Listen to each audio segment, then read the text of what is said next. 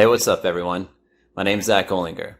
In this podcast series, I talk about relationships. Now, I know, as a man, you may not want to talk about relationships, or you may even tell me that the relationship that you're in is already pretty good. But I'm going to invite you to consider this. Could you be a little bit more fulfilled in the relationship that you have? I would like to have you consider that there may be other ways to kind of see the conflicts that are truly just unnecessary that we all experience in a different light. And if you're open to receiving or just giving me a little bit of your time, then I look forward to my guests and I inspiring you to become a man that can have more freedom, less conflict, and more pleasure in their relationships. Thanks for joining me. Hey, everybody. Thanks for joining me on another episode of the Real Zack Olinger. Today, my guest is Mei Lan from Belgium, and she's going to just weave a great conversation here with us about her experiences with the tantric side of things, working with couples that she's starting to get into, and just kind of her overall experience, not necessarily in any one particular conflict. Although I do want to mention, because she mentioned in our pre-talk, and she invited me to share this, and I find it a fascinating piece. Mei Lan is visually impaired and completely blind. So I find that to be an interesting facet of, as she mentioned, the surrender piece of for the feminine. So I'll just kind of hand it over to you, Mei Lan, and we'll just have a great conversation. Thanks for joining me today. Thanks for having me. Yeah, that's a great intro. It goes like in all directions. Me working as a coach with couples, and then being in a relationship myself, and then my visual impairment as like an extra layer to it. Mm-hmm. As if there were not enough layers to male-female energy balance and dynamics. But yeah, lots to talk about, I guess. For sure. Yeah, I'm very excited about where this may go. So I guess one of the first things that I could ask is what kind of got you started in the whole male-female energy, like making you aware of that, and kind of how did you get started with it? It's funny. The question confuses me in a way that, like, it's as if that is not always been part of my life. Like, it's part of our lives constantly, right? Just like, I guess the relationship with my father. I have an older brother that's been kind of the father figure in my life. And then my first boyfriend was like almost a copy of my brother. And I guess that's where I kind of got intrigued, like, wow, what's going on here with me as a daughter and then as a partner. I guess that's where it started. That's cool. And then just constantly looking for, how do I want to deal with my visual impairment, like being blind and becoming blind. So I had an illness as a kid, and I slowly lost my vision over the years. And so finding a way to deal with that, I kind of ended up in spirituality and consciousness work, and then I became a consciousness coach. I'm going really quick here, but that's You're good. because it brought me to Tantra and Tantric body work, to like stop looking at things from the mind. And as a consciousness coach, I do work with energy and I do body work, but for myself, I was really looking like where to find this deeper layers of like accepting life. I guess that's very big, but me becoming blind, this life giving me these cards, and how to really sink into that and kind of, I guess, befriend what I've received. Mm-hmm. And also finding a way to deal with my body. And then once I was in there, there's no way to not look at the male-female dynamics. It's within myself, within ourselves. It's within the relationship. The partner I have now, we met actually on a Tantra retreat. There's nowhere to hide from the topic. Gotcha. Oh, that's fascinating. So I guess to help contextualize it, when like at what age did you start to lose like your vision and everything? When did that start? When I was 6. When you were 6? Yeah. Okay. When I was 6, and then to give like some idea, I was I think 12 when it was dangerous for me to still ride a bike, for example. Okay. I wasn't reading normal print, and I started to read Braille when I was like 10. And then I usually say, just to make things practical, that I was almost blind when I was 16, but I could still see a tiny bit of light, but I didn't use it anymore. So like practically I was blind like when I was a teenager, and now I'm 29. Gotcha. Okay. So yeah, that's yeah, thanks for that. So definitely during those kind of relationship formative years, like you were, yeah. So then when you were starting to get into the consciousness piece, I suppose, was that also like in your teenage years where you started to like get into? No, that was later. That was Okay. when I was like 24. Okay. It was actually a time of like my second serious relationship, I would say. Okay. Yeah, I mean, it's hard to categorize, but yeah, it was around when I was 24. I think I had I don't know how deeply you want to go into this, but I had a time where I had, yeah, from a mind's perspective, like in my thoughts, I thought I had accepted blindness, but I was constantly unconsciously proving how not blind I was. Like I was studying abroad, I was moving to Costa Rica, I was learning how to surf, skiing, like doing all things that you wouldn't expect from a blind person, to just prove like I'm not really blind, and I'm not limited and restricted, and also very much in this male energy of breaking through limits and proving myself, and this kind of very male energy. And then when I was 24, I had a burnout really, from life, and just from the way I was pushing myself. And it, like, looking back at it 5 years later, it's life just balancing things out for me and just putting me at rest. And that's where I guess I was depressed for a couple of months and just really looking for how to deal with life. And that's where I ended up in a course for personal development, and that's where it all started. So yeah. Gotcha. Okay. Yeah. And we can always go as deep as you want to go on any point, just so you know, no problem there. Cool. And so you were going through and like having a lot of masculine type of expression and like doing these things and like pushing yourself. And then it was after that you experienced a burnout.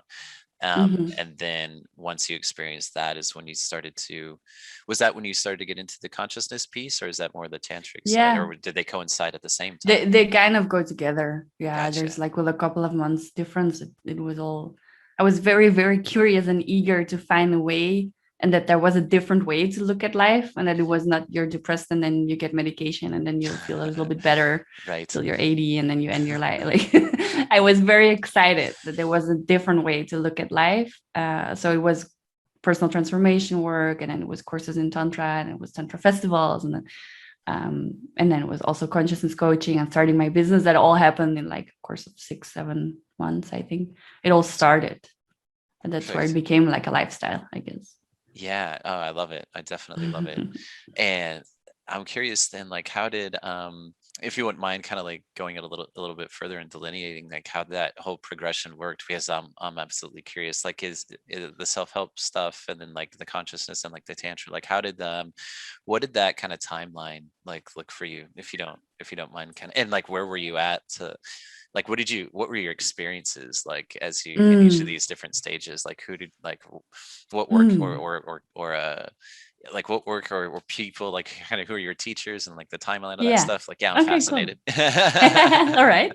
I started with Creative Consciousness. It's an organization, they are worldwide, and in Belgium it was literally a friend. I was telling her like I'm depressed and I'm gonna see a psychiatrist, because I don't find like and I've always been from I was born till like I was 24, I've always been a very happy person. Like I think my levels of joy and happiness were just above average always, and I was all of a sudden I was in this point of like, well, I literally don't see what this is all about, and it's just the toughest thing to deal with, the blindness and this burnout, depression, all of the things.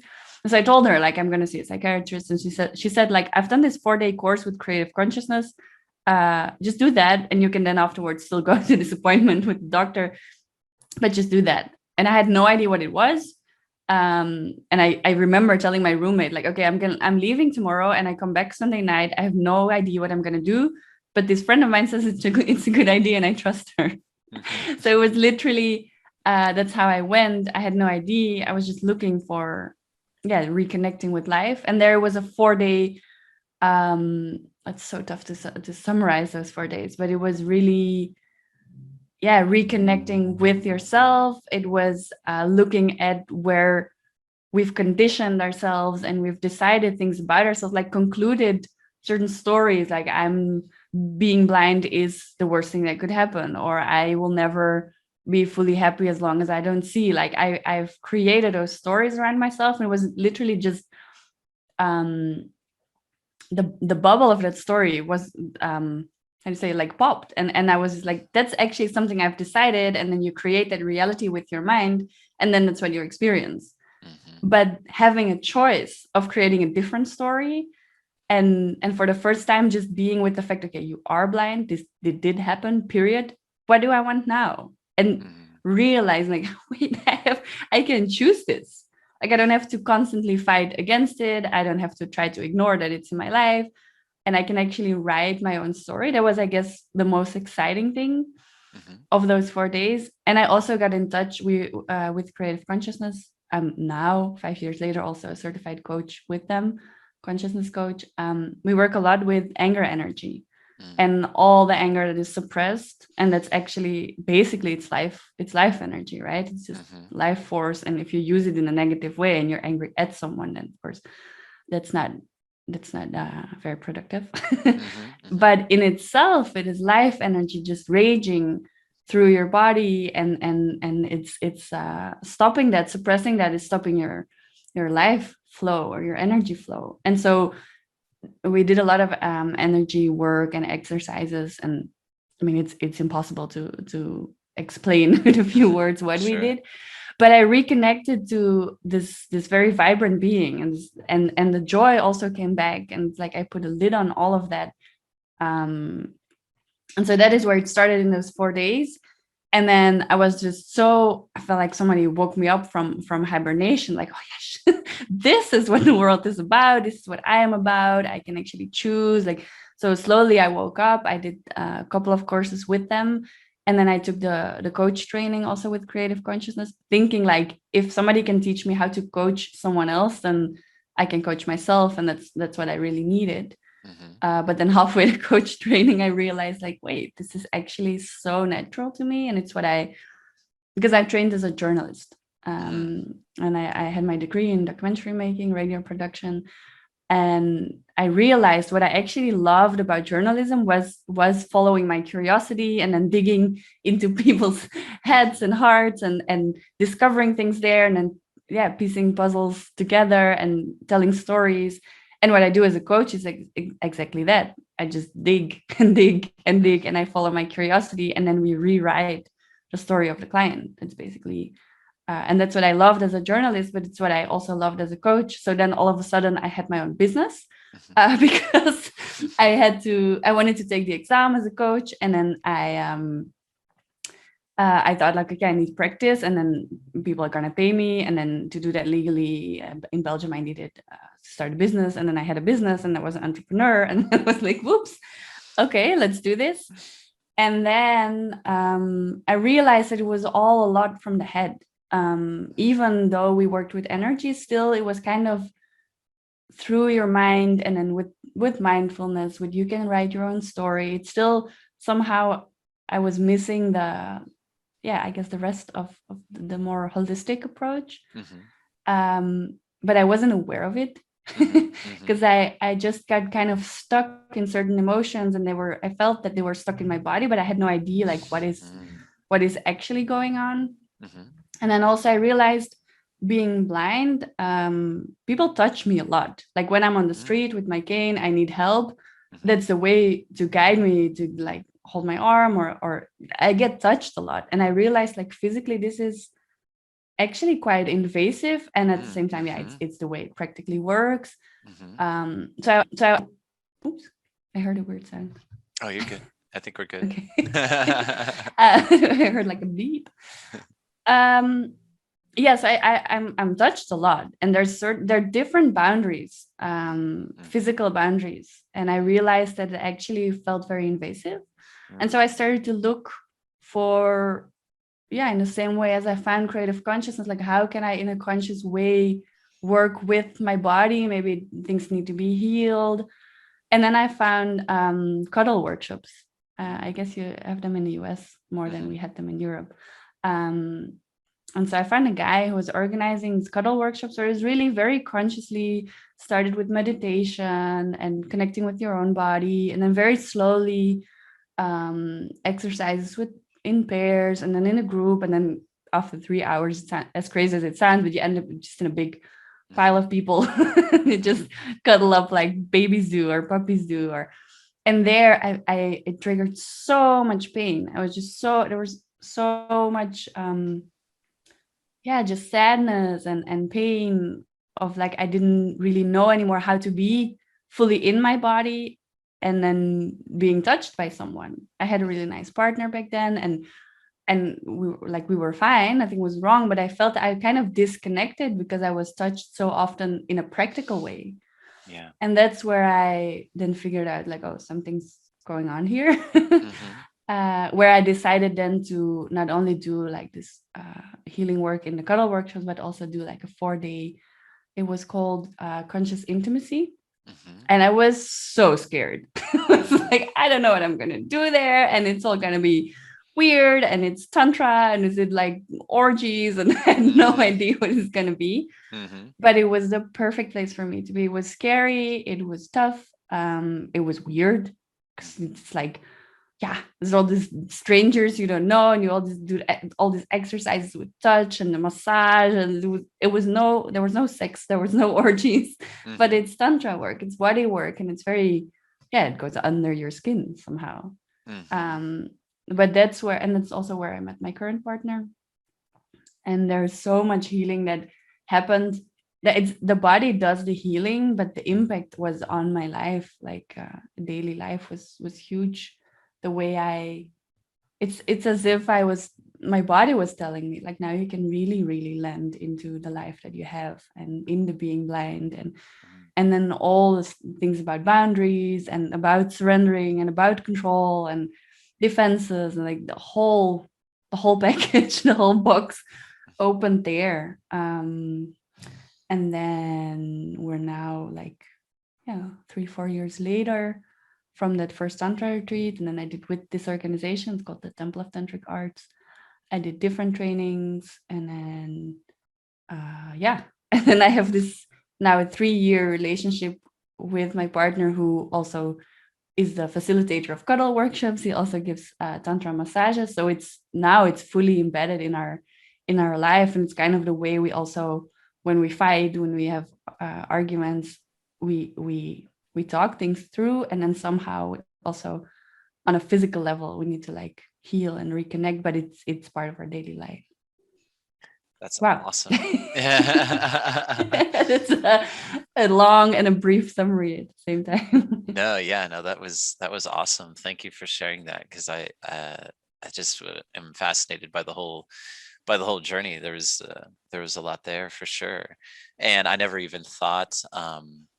I was part of the Lions Club International, and we had a member. I'm sure she's still a member of the club that I was a part of, who's blind. And when you said that you get touched a lot, I was just thinking, and I was like, I bet that is absolutely so true. I think it's just something that we don't even, consider. And like you said, like invasive, I was like, oh, it has to feel that way. And like, how that it's also, sorry, go ahead. No, go ahead. Yeah, go for it. It's a combination, I think, and I would love to actually talk with a man on this who's also blind or has a disability, because I wonder how different it is if you really connect to your body. As that's what I can only speak for myself, but it's what I experience as a woman. There is so much still that needs to be healed in a collective, like for women collectively. That I'm not a fearful person, but I realize just as a girl and also now as a woman, when I'm outside on the street, being blind and female, it's a very vulnerable position in society, and it's very.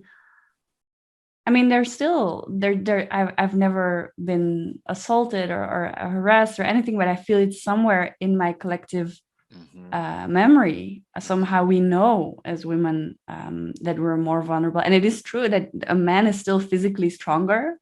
So I think that fear and that vulnerability is so embedded in our DNA or in our energy that I wonder, like somebody who's done the journey and is a man and is blind, I wonder if how much of a difference, like, is the being a woman the most vulnerable part of me, or is it the being blind, or is it the combination? But it's definitely a thing. Right. That's a great question. I would love to learn that as well, just to see the perspective. So if a tantric conscious blind man is listening, let us know. Let us know. That's right. Yeah. For sure. No, that's totally true. And I think that's something that I've always, not always, but as I became more aware, of that piece, like you said, the collective consciousness, like for women, and being more vulnerable, and like, in that way of just kind of, there's so much assault that happens on women that I was very naive to for a long time, and just how much strength and courage it takes. I think that's just something that I think most guys don't even either think about, or they don't consider, or they don't appreciate, that type of a thing, that like on a daily basis, even like moment by moment, like there's a lot of courage and strength that women have to have, like way more than men do, I think it's powerful. It's powerful that you say that as a man, and at the same time, it's a very sensitive topic, because it's not gonna serve any of us if then now all men feel super guilty, and if all women feel as a permanent victim, that's not gonna serve us. But it's like this being aware of what is in our collective consciousness. It's in there. And also, I mean, I spoke to a girlfriend a couple of weeks ago, and she was like, "Oh, I don't have that." And I thought, like, I bet you do. You're just not aware of it. Because we're not, especially Western women nowadays, it's not, or we're expected to be strong. And it's almost like we're raised to push that fear and that awareness away, and to forget or to try to erase history. And I think it's a very thin line between like standing up for yourself and kind of cut yourself loose from the past. And it's even, especially if you didn't experience it yourself, but then there's no way to deny that it's in our genes, or it's in our history. But it's a very thin line to like fight against it and then be aware and then not become a victim of it. Don't even get me started on the whole victimhood part. But it's sensitive, and I think it's only when you're fully aware of what this collective consciousness and the energy and what it means to hold that in your awareness without fully acting on it. I think that's so that's why I don't I appreciate that call out, because you're right. Like, if the guilt isn't going to serve anybody, and the victimhood isn't going to serve anybody, just the awareness. I agree with that. I agree with everything that you just said. That across the whole spectrum of everything you said too, as far as even if a woman were to say that she doesn't feel that way, it could be so subtle, and in the background there's a lot of stuff that happens subconsciously that we just aren't, like, it's there, we just don't know it's there. So that's definitely one of my pieces that I'm kind of just big on, is just bringing awareness to things. And like, because then once you have that piece, then you're able to start operating and working with things at a different level. Like you said, you don't have to go one way or the other. Like, it's a balancing act, like you said, between the guilt and the victimhood and that kind of a thing, and like what you're going to do with that awareness. And like, but at least once you have that light, then then you can take then you can start- responsibility. Yes. Thank you. Yep. Thank you for articulating that. Yeah, it just popped up while you were speaking. Like that's I guess the sequence that we all need to go through is like trying to take control, realizing that it's so much bigger than us as an individual, like than me as an individual. I'm part of something so big that's been for ages and ages, generations and generations. Things have happened, need to heal, like to humble yourself and like, okay, I'm part of something very big, and it's not about me.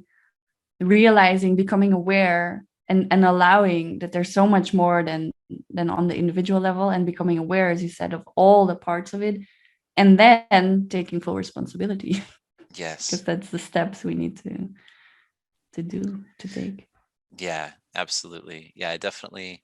Yeah, that just ties in with everything from the beginning, right? Where you started looking into yourself and like your own healing, and starting with, I mean, obviously it also always starts with us, and then like the responsibility piece as well. Like we just have to be responsible for ourselves. It's really the only thing we can actually control. Yes, and that's the beautiful thing through healing our personal stuff. Like for me to find my way in being blind, being a woman, surrendering, losing, like not having control, letting go of control, like that's all for my personal benefit in this life, because I want to be happier and I want to be more comfortable, etc. But being aware that how much you heal for all the other women that came before and will come after me, and but through just your own personal needs, basically. And that's the beauty. Like that's the only thing we can actually control, as you said, and the only thing we can actually see is like what pain do I feel now, and what do I need to heal now, and that will also always do something for the bigger whole. Yeah, for the Isn't that collective. awesome? Yeah, it is. It is. Yeah. It is. And that's definitely something I feel connected with as well, is just because yeah, I think we both definitely connect with that there's on the bigger collective scale, there's so much healing that can be done, and that does need to be done, and just yeah, like helping people along that path, so that way, I mean, we're helping not only them, but we're helping everyone involved, this Yes. giant ripple effect. What better way to serve, Yeah. Gives me goosebumps. That's why I do what I do, and that's what it's actually all about in life, I think, to just heal ourselves. Yeah. Who was it? When you heal yourself, you heal the world. Nippon, I think, said that. Yeah, I'm not for sure. It sounds familiar. And normally I'm pretty good with it sounds quotes. true. Yeah. And I think that is what I found when people wonder, like, do I need to go into all this, like, and I not just like push my pain away and just move on with daily life? Like, sure, you can. I mean, you're not obliged to heal anything if you don't want to, and you can suppress everything you want. The thing is that I believe life doesn't work like that. And also somehow I feel it's my, like, once I'm aware of all these things, it's my responsibility to then heal at least what's in my hands.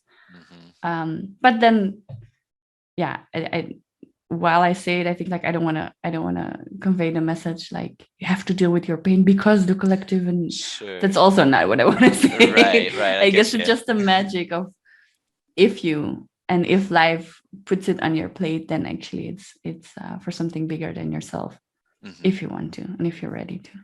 Yeah, I get what you're saying. I definitely have the idea that we're all on our own journeys, and yeah, if it happens to come to you and that's what you feel called to, then I mean, that's going to be the inclination will come to you if it's meant to, right? Yeah, exactly. And yeah, I agree too that there, at least like for me as well, like again, I think we're pretty kindred in that regard, that I do feel a sense of duty or like desire anyway to serve that way, and others may not, and that's that's totally fine.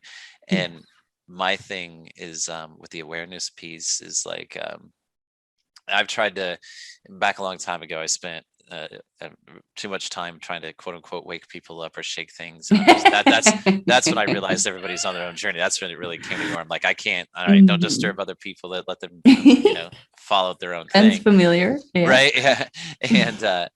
And so yeah, with the awareness piece, I guess the biggest thing that I would just kind of say to people is like, to me, it's a quality of life thing, like once I started focusing on myself and once I started down this particular journey, while it's not always easy or pleasant, overall, I can definitely say my quality of life has continued to increase. So that's definitely a driving factor for sure. Just that everything's just always getting better in that regard, even though learning lessons and things like that can be, there's a process, like you said, with your own experience. Some of that stuff was uncomfortable, some of it was scary, like yeah, the thing is, it's quality of life doesn't mean that it's always fun. Exactly. It also it doesn't mean it's fun. It doesn't mean it's comfortable. It's a full range, or like every day is like every process, everything that comes up brings another color, an extra texture, and I feel, if you say like the waking up process or like becoming aware, there's also no way back. Yes, so I cannot like agree. fall asleep. I there's moments where I kind of fall asleep again, but you cannot like become unaware again, and that is. And I mean, I would love to sometimes, but most of the time not, because for me, it's a realization of like, wait, there's more depth, more color, more texture to life. Then why would you not want that? Yeah.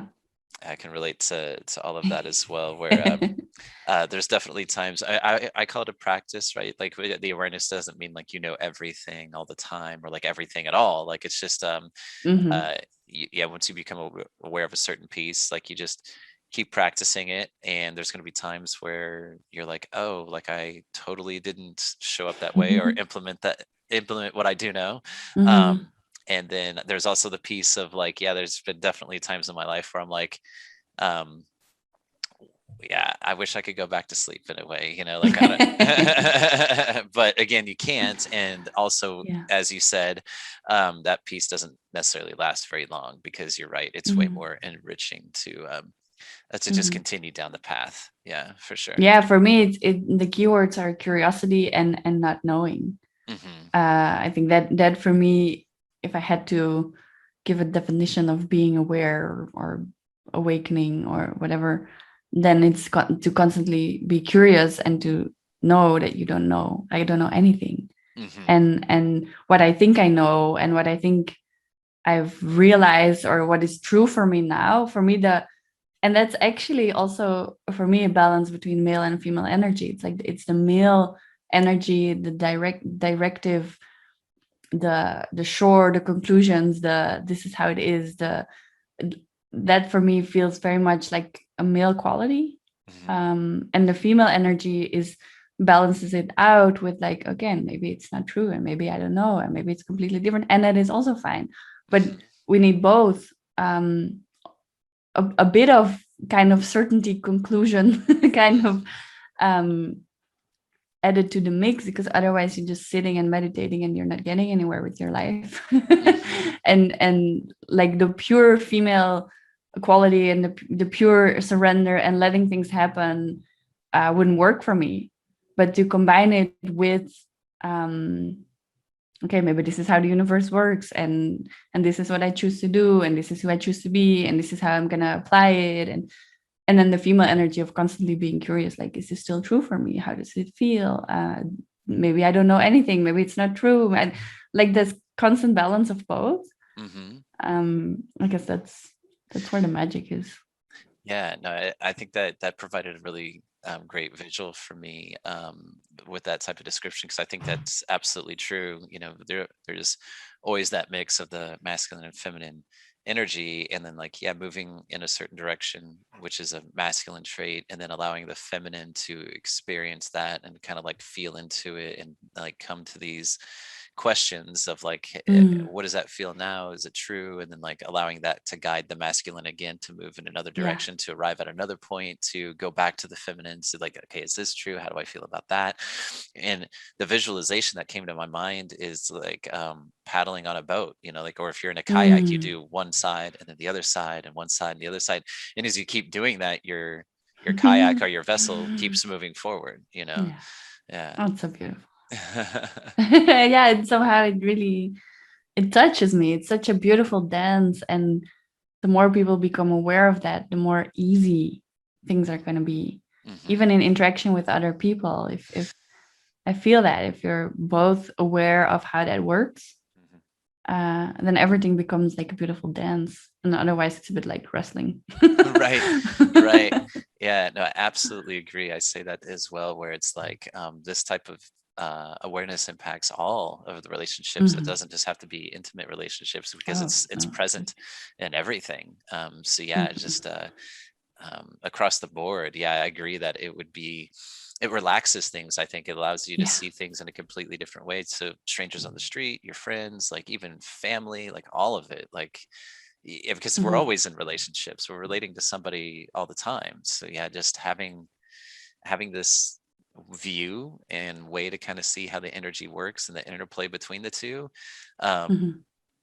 allows for so much understanding and compassion and just awareness of it, that how could it not be positive, like how could it not? Yeah. It's got to be. Yeah, so I agree. Mhm. It's just so much easier, as you said. Yeah. Yeah. Awesome. Well, I think we can may wrap it up unless there was anything else that you wanted to go on. Or I know that you do coaching, so I want to give you an opportunity to share, like, how people can Oh. get in touch with you and everything and find you. Oh, sure. Mm, I think that the only thing I want to add is that actually, and it's funny then that you mentioned my coaching. I think that's what I love about coaching, and yeah, because I didn't say it, but I do want to say it explicitly as well. Like, of course, it's masculine, feminine. It's not related to gender, Mhm. and I think being able to sense when the masculine and when the feminine energy is needed, and to, for me, that is in my own relationship. I think I was much more on the male masculine side, energy wise, and my partner is much more on the feminine side, and to play with that as a couple, but to also, like, in different relationships, friendships, and even with my parents, to feel like what happens when I allow more the surrendering energy now, or we're kind of drifting everywhere and going everywhere. What if I like step into my male energy like that? um that is, I find that just, yeah, that's just awesome.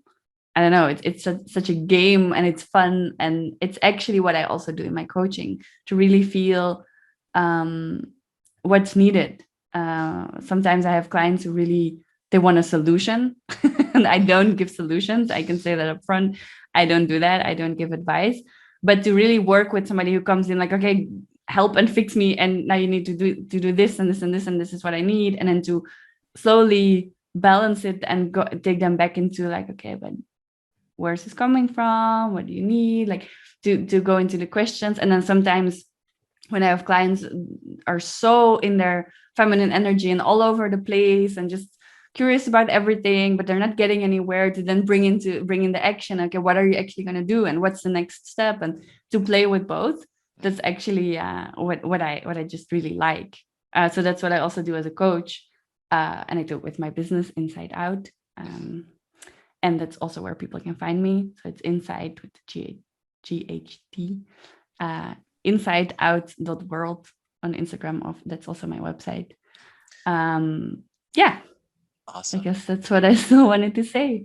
So if people want to come and play with the masculine and feminine energy, and in the meantime, um, yeah, I guess gain more quality of life. I like the way you said that. I can. That's what I do. Awesome. Oh, thank you. Yeah, I definitely like that call out as well. That and it's just interesting to think, because yeah, about the masculine and feminine energy being present Mm-hmm. in all of the relationships, and in that role, or kind of like how it shows up can be different. Um, across all of these different relationships at the same time. And so I think, I mean, that's just interesting for me to think about as well. So I think a lot of people may think, okay, am I in my masculine energy? Like, is it, they might Mhm. view it as like an all the time thing, or like a Mm. time kind of a thing. And it's kind of like, no, it's really like in per relationship, like that's a great way to, I would say that I'd never thought of it necessarily like that either. Cause like, with my partner, I might be showing up in my masculine, and then like I'm done having a conversation with her, go over and talk to my mom, and I might be in my feminine, like over Mhm. there, and that, like, maybe just a span of a couple minutes from one conversation to the next or something like that happened, but Yeah. the energy, like, because it can shift. Like, I've definitely have experience where Yes. it's just instantaneous, even when the same interaction with the person, so Mhm. and to play Yeah, with and it, I I think totally agree with that. and I think also maybe I wanted to say for men listening, but maybe also for women listening. Mhm. But there is, it's what I've seen in my relationship with my partner. When he's very much in his feminine side, for me, it's really hard to then surrender, and Mhm. for me to really let go of control, which is really a thing, Mhm. Mhm. Mhm. and to allow the gentle qualities of the feminine energy. I need somebody to be there, Right. 100% present, and I need that masculine presence, that energy that is taking control, for me to fully allow. And I think that happens often in relationships, in intimate relationships as well. The man is kind of waiting for the woman to become like more soft and open, but Mhm. then the woman is like, I'm waiting for you to be there and to actually like be directive and to be fully present, and as long as I don't feel you're there, I'm not going to open up. So then you Yeah. get this power struggle where nobody's actually opening up, because that's what I learned in Tantra as well. Like, as a woman, I need the man to be 100% in his masculine energy for me to actually let go of control. Because it Mhm. almost feels like, if I'm going to drop the ball, I don't know if you're going to actually Yeah. take control, and then I'm not going to let go. Yeah, So exactly. that Who's gonna is catch the ball? Exactly. exactly. And who's going to actually be fully present. But Mhm. yeah, and then we could talk another hour about that. No, So. that's totally true. Yeah, and I think that's an important thing to call out as well. Like, at least, I agree on both sides of the equation for men and women. And I Mhm. know for myself, at least on the male side, that was a real um, awakening for me, because I was so in my feminine for so long, honestly, and to understand what it really meant to be in my masculine, because I definitely Mhm. had, like you mentioned before, stories and things like that. Totally had stories of what it meant to be masculine, and like, not, they weren't healthy, and to learn what it Mhm. was to be in like the true healthy masculine energy, and then to experience not only what that's like, but also then to experience how the feminine responds to that. And then I'm Mhm. like, oh, like, this Uh-huh. is amazing. Yeah. It's Yeah, and very also powerful. I think it's such an impossible job, to be a man these days. Like, what does it even mean? What do we expect? Like, you need to be Mhm. soft and gentle and understanding, but then I just said, like, I need to feel that you're fully there as a man. Like, yeah, hello. Mhm.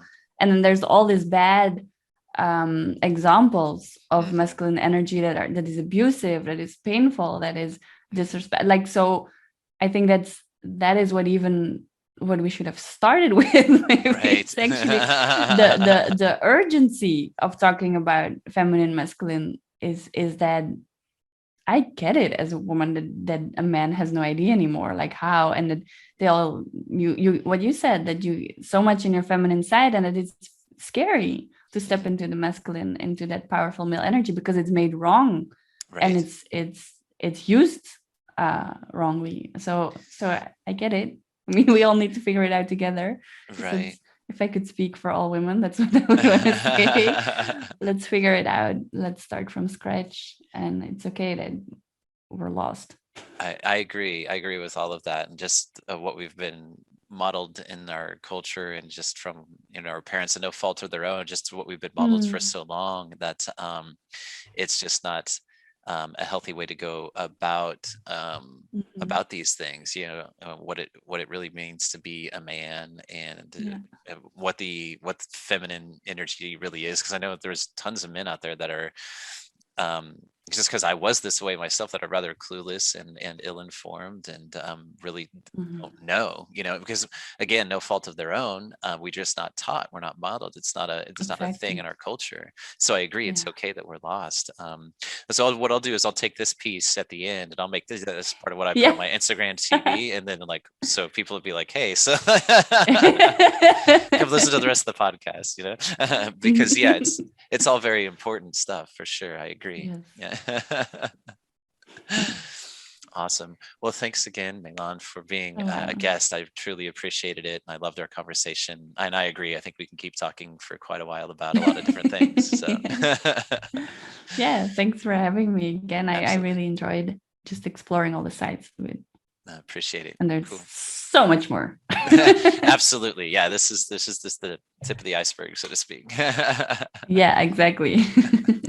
Awesome. Well, thanks again. Mm-hmm. All right.